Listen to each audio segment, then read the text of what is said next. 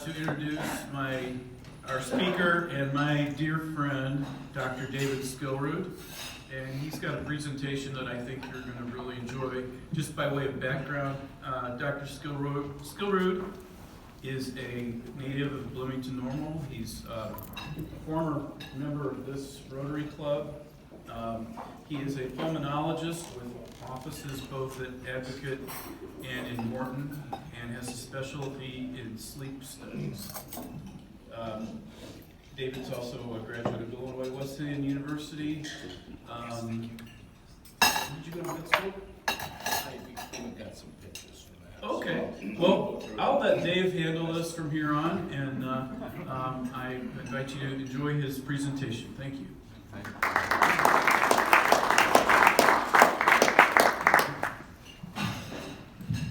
Thank you so much. Appreciate you all being here. I know so many of you. And appreciate my wife Deb coming, my best friend Jeff Otto showing up too. And anyway, it's a pleasure to be here. I brought something that I've had hanging up on the wall in one of my offices for some time. Brought this to show you. It's in recognition of achievements in leadership in local high schools. This is to me from Bloomington and Normal Rotary Club. And I'm kind of embarrassed with the date. Example of how time flies. It's dated the 2nd day of May, 1973. In a few weeks, that'll be 50 years. I'm embarrassed to say. But I'm proud to have that plaque and appreciate it. Again, I know so many of you, Mary Ann's been my friend and my accountant for many years, and so I appreciate that. I have some slides to show you today, and I think I'm just, is this detach? Yeah.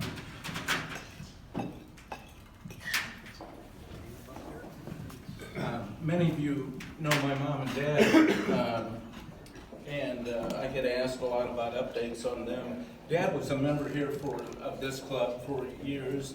And in fact, then when I joined this club in the mid-'80s, I just scratched out Harold and changed it to David on the little rack with the badges outside. So I was a member here from mid-'80s, I think to the mid-'90s when my schedule changed, work schedule changed. But as to what I'm talking about today, I've had multiple sclerosis for years, and obviously I'm very, very fortunate in that regard, because most folks with MS seem to have it so much worse than I do. But I have accumulated some stories over the years, and I think lessons associated with those stories. And my lessons apply really not just to MS, but I think to any chronic illness. And speaking as a physician who's seen a lot of patients over the years, I feel that if you live long enough, you're almost certainly going to have at least one chronic illness. So in many ways, the lessons hopefully apply to many of us here. Sorry about that. Let's see. Is that right? Yes, this is just a slide representing a decade in the past, and you can imagine what decade that is. That is the 70s. And here's a guy who graduated. A guy with a lot of hair who graduated from Bloomington High School in the 70s. Yes, and that is me. That's my senior picture. You get my dad has awesome hair still at the age of 91, but you get your hair from your mother's side. I guess that's my excuse. In high school, I was a good student, and I was a reasonably good tennis player. I won first singles Big 12, so I decided two things in high school. I decided I wanted to be a doctor when I grew up, and decided I wanted to play competitive tennis in college. I knew I wasn't D1 material, but I thought, well, I could play D3 tennis, and so I went to Illinois Wesleyan University, where I could play D3 tennis. That's some of the other members of my team. You see, and I was in the same class as Jack Sigma, so you see, you can kind of lump us together. both D3 guys who did sports at Illinois Wesleyan. So, okay, just Skillrud and Jack second, just think of this together. That's me second from the left. On the old courts at Wesleyan, that's the old Sig House in the background. That's Bill Dunbar on the far right, if you know the Dunbar family. His dad passed about a year ago. He was a treasure, if you knew him. This is SIU School of Medicine in Springfield. And then I got into Mayo Clinic, where I spent almost 6 years. And I love Mayo. I had a great experience there, and that was for internship, fellowship, residency and fellowship.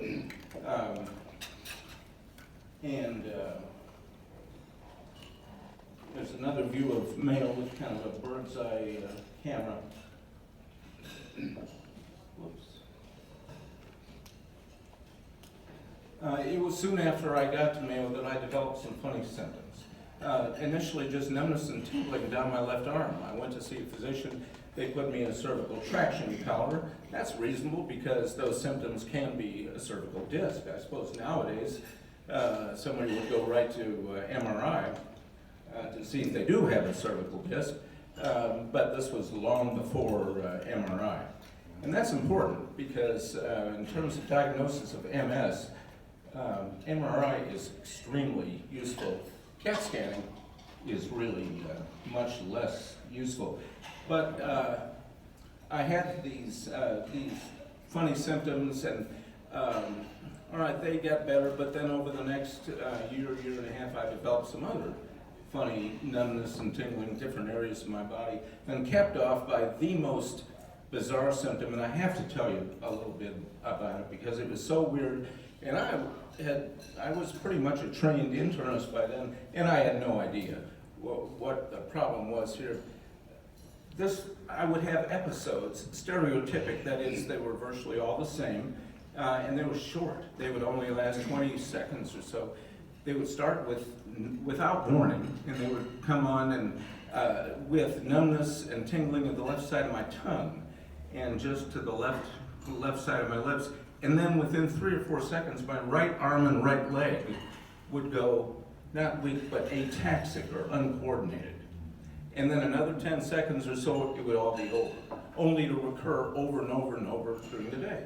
I was not getting along with my then wife at the time, and I thought, I'm crazy. I am officially crazy. I really did. I thought, I was really bothered by the fact that I'd get these things. I had no idea what they were, but I finally went to see a neurologist at Mayo, and I think he knew what was wrong. He sent me to the head of the department. So I saw the head of neurology at Mayo Clinic, Dr. Goldstein, and my CAT scan was fine, the EEG was fine, but based on my history and on his exam, you know, where they do all the pinprick things and all the neurologic testing, I failed only one test, and that was when you look right at the doctor, but you move your eyes side to side, following his finger. He said my left eye dragged behind my right eye. He called that an internuclear ophthalmoplegia, typical for some stroke patients. And he said to me one day then, he said, David, he said, I think you've got multiple sclerosis. He said, I think it's mild. But he said, I think you've got MS. How did I react? I was pretty nervous because I thought, am I going to be in a wheelchair in 6 months or what? And this might surprise you. At the same time, I had a tremendous sense of relief that very well may surprise you. But I mean, those bizarre symptoms were unexplained. I thought I was crazy, just reflecting on largely my marital situation. I thought I was crazy. So at the same time, I had a tremendous sense of relief, and I've seen that over the years in a number of patients too. What's worse than having a very troublesome symptom is having a very troublesome symptom without an explanation. So I'm a big fan of making an accurate diagnosis. All right. What did I do? I went to the library. This was before the internet. Mayo had a wonderful medical library. And I couldn't find any description of an MS situation quite like mine. You see, Dr. Goldstein had explained to me that those funny symptoms that I was having 20, 30, 40 times a day, that they are paroxysmal phenomena typical for some MS patients, a minority, but and he also said they are eminently responsive to anti-seizure medicines. I've never had a seizure in my life, but I took both Dilantin and Tegretol at different times. They both worked beautifully. Those episodic symptoms that I had were gone. But I did a lot of reading on MS, and I couldn't find anything quite like my situation. So what I do, I wound up writing a manuscript on myself, kind of a case report and discussion. I wrote it in the third person. I didn't want anybody to know that I had MS. And I had the head of the Department of Neurology at Mayo co-write it with me. That's his name next to mine up there in the small print.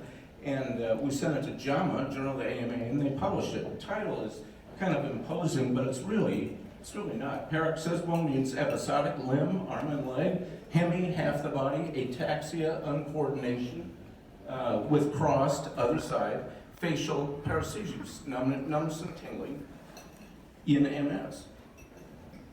JAMA publishes some of their articles in a Japanese version, and they chose to publish mine, and that I got kind of a kick out of seeing all this Japanese writing with the title of my paper and my name on it also.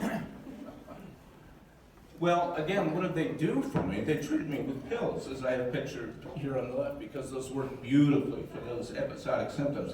What I have pictured on the right is maintenance therapy, which is what I take now, many years later. And I'm going to talk some more about maintenance therapy. It was soon after my diagnosis that I went out for a run one morning in Rochester, Minnesota, and what I found out was that one leg wouldn't go. It just wouldn't go.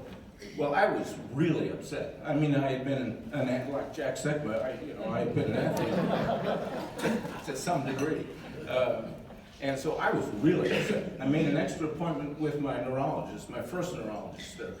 And I remember they put me in this exam room, and I was pacing the floor. I wouldn't sit down. He was a kindly older Spanish-born gentleman, and I remember he knocked on the door, looked in, he saw me pacing on the floor, and he said, David, what's wrong? And I said, I'll tell you what's wrong. I'm 27 years old, and I can't even run. Well, I think I caught him off guard. Because he kind of stumbled on his response. He didn't say anything right away. But again, I said, I'm 27 years old, and I can't even run. Finally, he blurted out, well, why do you want to run?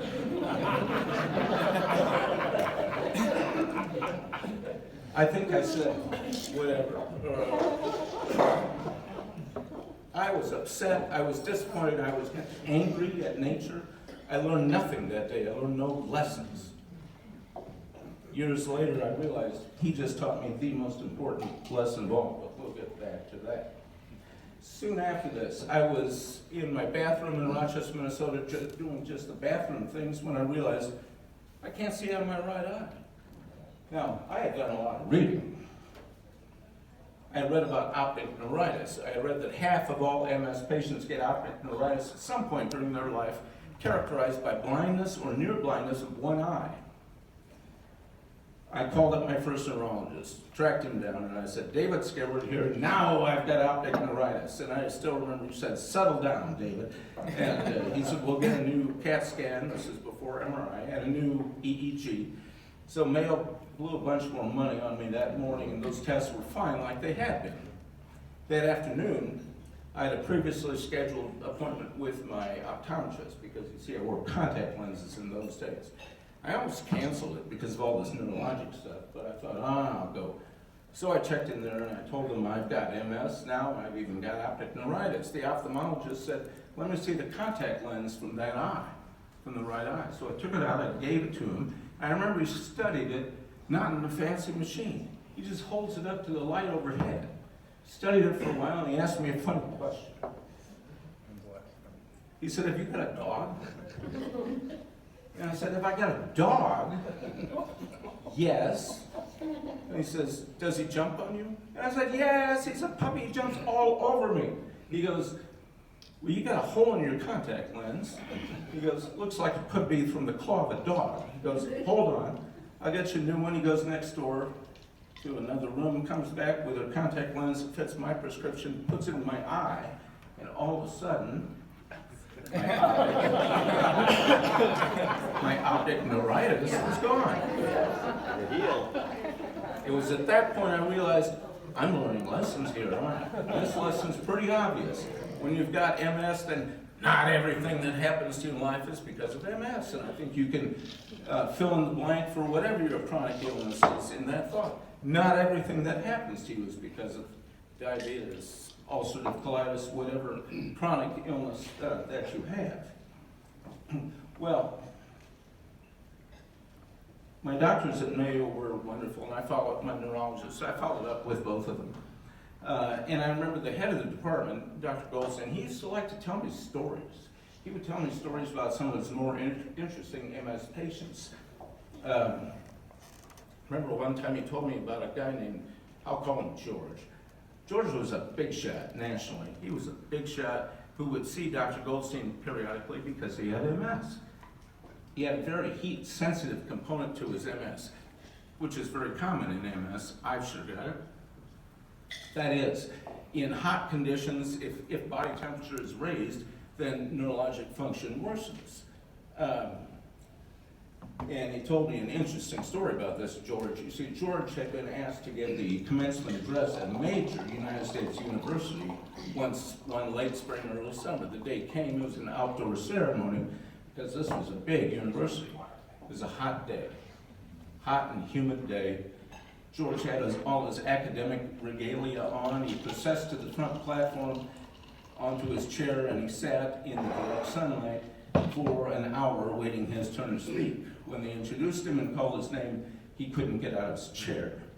The others up on stage had to help him out of his chair, prop him up to give his talk, help him off the stage afterwards into the indoor air-conditioned area where the reception was held afterwards, and within minutes, he was fine. He was seen milling about greeting people. Now, I know perfectly well that there were people there who at least said to themselves, this George, he may be a big shot, but I think he's a little loony. He wasn't loony, he just had MS with a very heat-sensitive component to it. I know exactly what he means. I had shoulder surgery a year ago and went home the next day, but had low-grade fever at bedtime for the next 3 nights. Well, our bedroom was upstairs. I couldn't do the steps. I mean, usually walking for me is no big deal, but I could not get upstairs with those 3 nights. Deb set up a bed for me on the first floor for those three nights and days.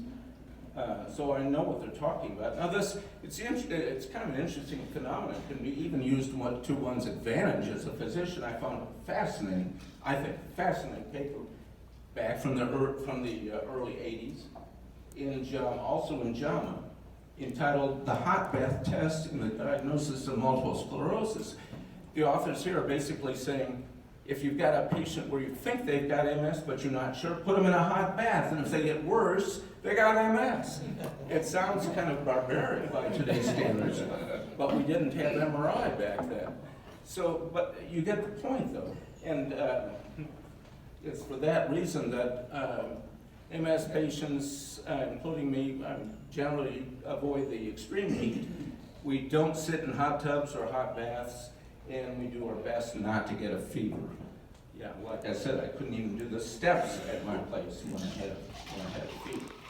So what's my point? It brings us to the management of MS, which includes avoiding heat, getting your sleep. If I only sleep an hour or 2 at night, and I walk into my office the next day, my staff right away will say, "Oh, you didn't sleep last night." That's because it changes my gait, my walk changes if I don't get any sleep or enough sleep at night. And I also listed here, see a neurologist and take maintenance medicine. Maintenance medicine is really, really important. I'll get into that in a little bit. But why am I telling you these things? Because these are the basics of how to manage MS. And my point is that any chronic illness is going to have the basics for it, for how to manage it. And all I'm trying to express is that you should get to know your illness, respect your illness. When you have a chronic disease, respect your illness. Don't fight it. Learn more about it. Learn what you can do. And these are just the basics for MS care. Why did the maintenance medicine work? Because this is a non-scientific graph, but my point here is that we all get worse over time, just in terms of bodily function. Duh, I mean, that's no surprise, but the point is, MS patients get worse more quickly, and with a course studded by periodic exacerbations from which we recover, but get back to a more downhill course than is normal for human beings. What do we want with a maintenance medicine? We want something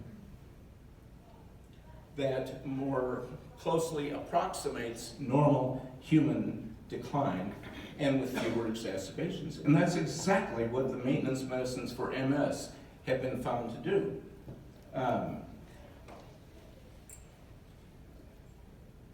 Now they came out in the mid-90s, and I didn't start them right away because I had had MS by then for quite a number of years, and I said, well, I'm pretty mild, why should I do that? But my neurologist convinced me at one point that, David, you're not as mild as you think you are, and more studies were coming out supporting the use of maintenance medicines for MS. So finally, he recommended that I start one called Avonex. It's a once-a-week shot, and I did around the year 2000. But after he recommended it, I remember I ran into a friend of mine who is a neurologist. He's not my neurologist. I'll call him Ed. I ran into Ed in the hallway, and I just, since this was on my mind, I said, Ed, what's your experience with Avonex been? He answered me very quickly. He said, my phone doesn't ring. I thought he hadn't heard me, so I said it again. I said, what's your experience with Avonex been? He said, my phone doesn't ring. I said, Ed, I don't get it. He explained. He said, David, I see a lot of MS patients. He goes, they're always calling me because they're having exacerbations. And I'm on the phone, I'm lining up steroids, I'm lining up MRI studies.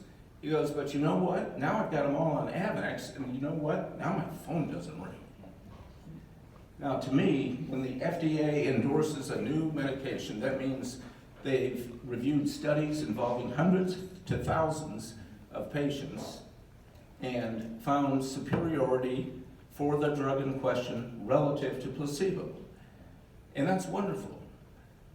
But when my friend Ed in the hallway says, my phone doesn't ring, boy, it doesn't get much better than that. So again, my point is, get to know your illness, respect your illness, do what your illness calls for. This is my wife, Deb. She's sitting right over there. And I try never to complain to her or to others about MS, in my case, because I know how fortunate I've been. But there was this day a few years ago when I was feeling sorry for myself for some reason, I forget why. And when I got home, I rounded her up, and I said, you know, Deb, for 3 years, I was captain of my college tennis team, and I can't run 3 steps. You know what she said to me? She thought about it for a minute.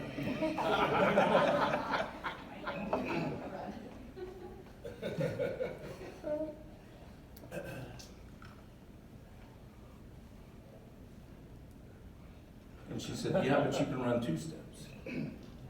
At the time, I was not amused. I was kind of angry. Well, I didn't get the sympathy I was looking for. Obviously, I didn't get that. But I said, what the something does that mean? She didn't say anything more, and when I thought about it, I thought, no, that's a good answer. I have people in my office who can't run 2 steps. And the point is, I'm looking down at the daisies, not up at the daisies. So actually, that was a good answer. It takes me back 30 plus years ago to my first neurologist at Mayo, who I told you said something to me where I learned nothing and I was angry. then, but it became the most important lesson of all. My neurologist, he said, "Why do you want to run?" At the time, I was so upset. If we add a few words to that, if you can't run, why do you want to run? If you can't run, why do you want to run? Do something else. And so in many ways, I told you, that line sort of became sort of the most important lesson of all. And if we review just the lessons that I want to pass on about MS and about chronic illnesses in general, number one, learn to laugh even at yourself. I mean, how dumb was that when I had all these tests at Mayo Clinic and tracked down my neurologist just because my dog stuck his paw in my eye the night before.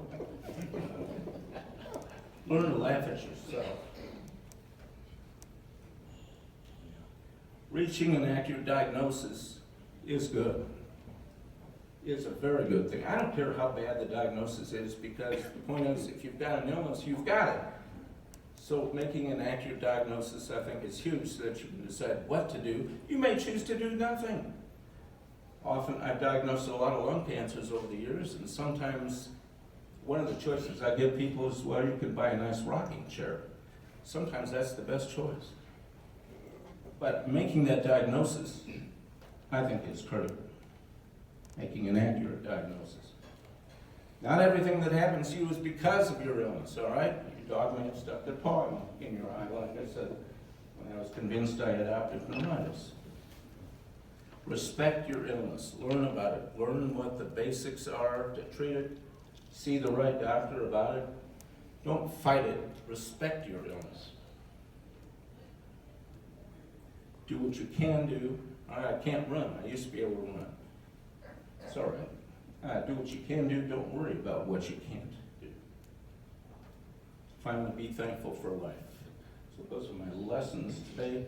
And finally, I have 2 offices. If you have, I'm still in practice, and if you have lung problems or sleep medicine problems, come see me either over in Normal or at my office in Morton. And with that, I may have gone too long, I don't know. But thanks for having me, and if there are any questions, I'd be glad to take them up. Thank you.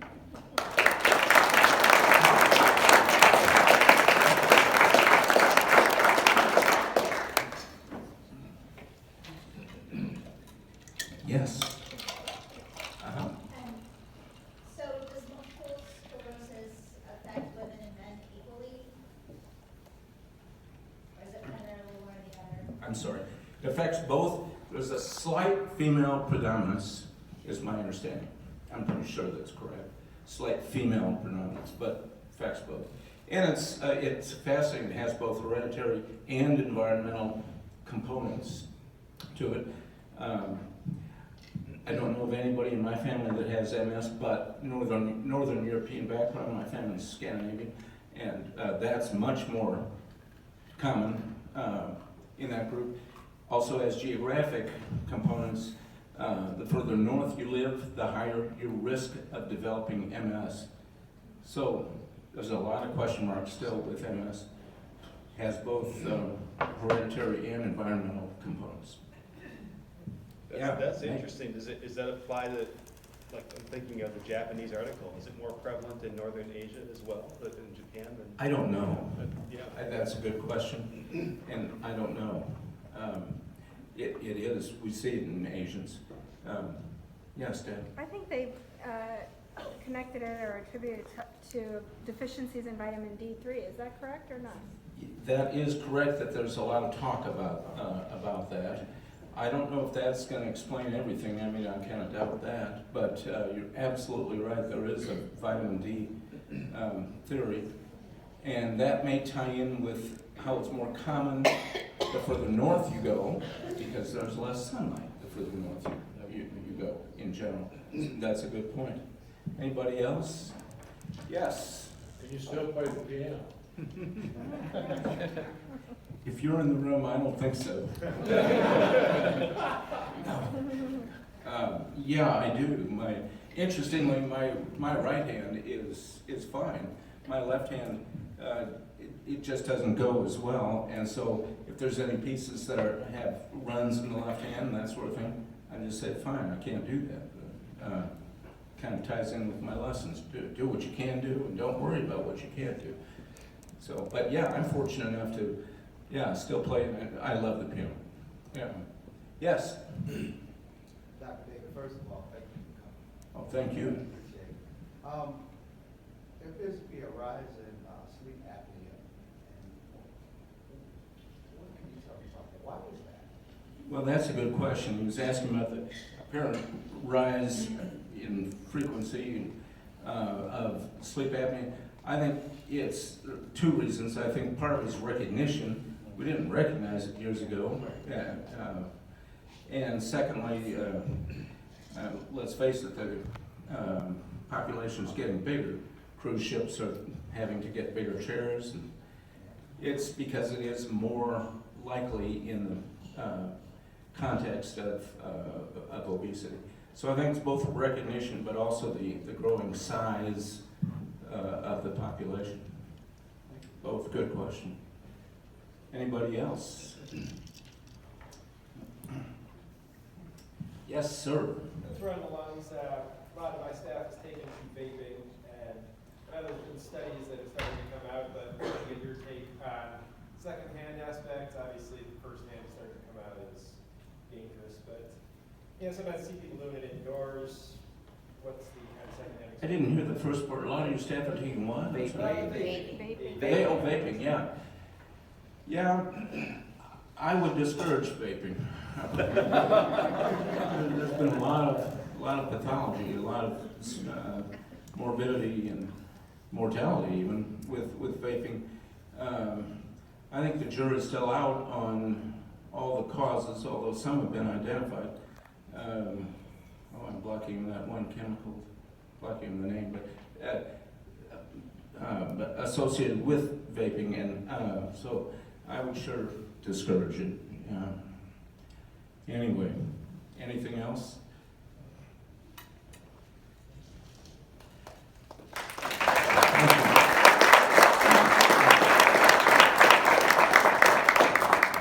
Thank you. Thank you. Thank you.